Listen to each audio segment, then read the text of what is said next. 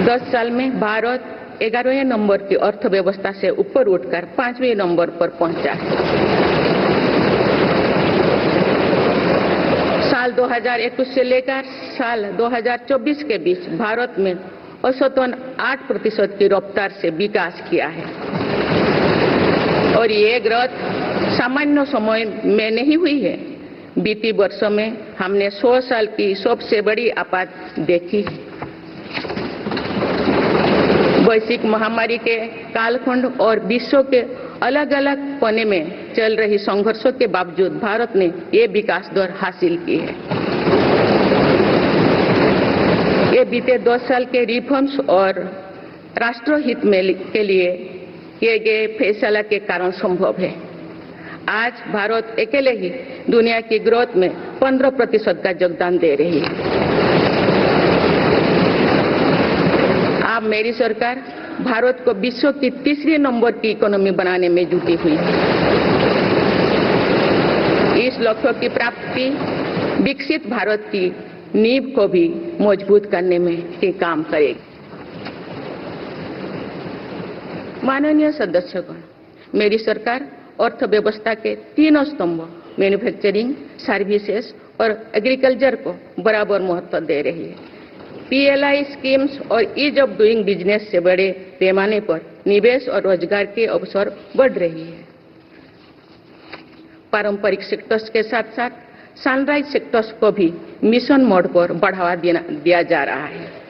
चाहे सेमीकंडक्टर हो या सोलर हो, चाहे इलेक्ट्रिक व्हीकल हो या इलेक्ट्रॉनिक्स गुड्स हो, चाहे ग्रीन हाइड्रोजन हो या बैटरीज हो, चाहे एयरक्राफ्ट कैरियर्स हो या फाइटर जेट्स हो, भारत इन सब सेक्टर्स में अपना विस्तार कर रहा है। लॉजिस्टिक्स कॉस्ट को कम करने के लिए भी मेरी सरकार लगातार प्रयास कर रही है। सरकार सर्विस सेक्टर को भी मजबूत करने में जुटे हैं। आज IT से लेकर टूरिज्म तक, हेल्थ से लेकर वेलनेस तक हर सेक्टर में भारत लीडर बन रहा है और इससे बड़ी संख्या में रोजगार और स्वरोजगार के नए मौके बन रहे हैं। माननीय सदस्यगण, पिछले 10 वर्षों में मेरी सरकार द्वारा ग्रामीण अर्थव्यवस्था के हर पहलू पर बहुत जोर दिया गया है। गांव में कृषि आधारित उद्योगों, डेयरी और फिशरीज आधारित उद्योगों का विस्तार किया जा रहा है। इसमें भी सहकारिता को प्राथमिकता दी गई है। सरकार किसानों उत्पाद संघ, FPO और FACTS जैसे सरकारी संगठनों का एक बड़ा नेटवर्क बना रही है। छोटे किसानों की बड़ी समस्या भंडारण से जुड़े होती है, इसलिए मेरी सरकार ने सहकारिता क्षेत्र में दुनिया की सबसे बड़ी भंडारण योजना पर काम शुरू कर चुकी है। किसान अपने छोटे खर्चे पूरे करने के लिए इसके लिए PM किसान सम्मान निधि के तहत उन्हें 3,20,000 करोड़ रुपये से ज्यादा राशि दे सकते हैं।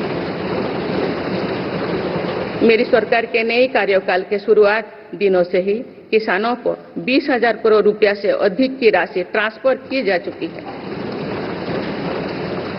सरकार ने खरीफ फसलों के लिए MSP में भी रिकॉर्ड वृद्धि की है। माननीय सदस्यगण, आज का भारत अपनी वर्तमान जरूरतों को ध्यान में रखते हुए अपनी कृषि व्यवस्था में बदलाव कर रहा है।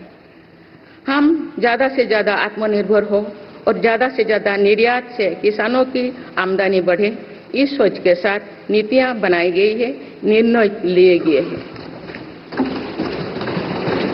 जैसे भारत दलहन और तिलहन में दूसरे देशों पर निर्भरता कम करने के लिए देश के किसानों को हर संभव मदद दे रहे हैं।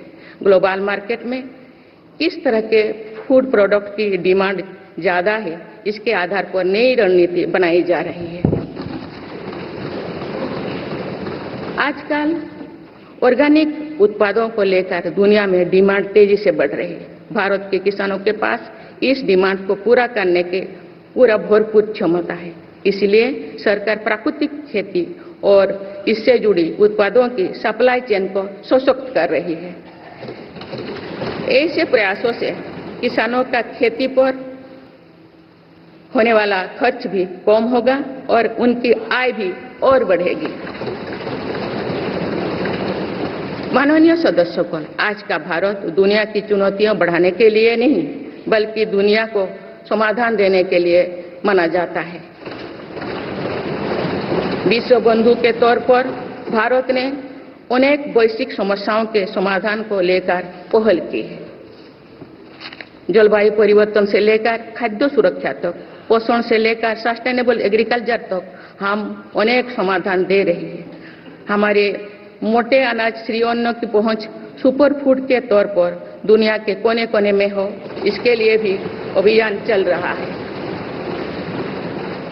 भारत की पहल पर पूरी दुनिया ने वर्ष 2023 में इंटरनेशनल मिलेट्स ईयर मनाया है।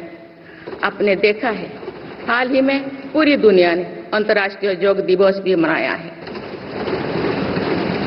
भारत की इस महान परंपरा की प्रतिष्ठा विश्व में लगातार बढ़ रही है। योग और आयुष को बढ़ावा देकर भारत एक स्वस्थ विश्व के निर्माण में मदद कर रही है।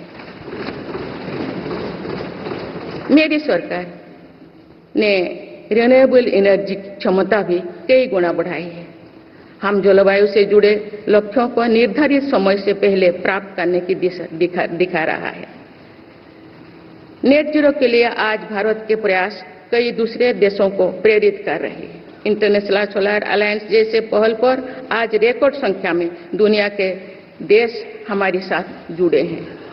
माननीय सदस्यगण, आने वाला समय ग्रीन एरा यानी हरित युग का है।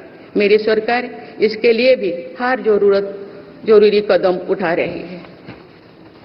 हम हरित उद्योगों पर निवेश बढ़ा रहे हैं, जिससे ग्रीन जॉब्स भी बढ़े हैं।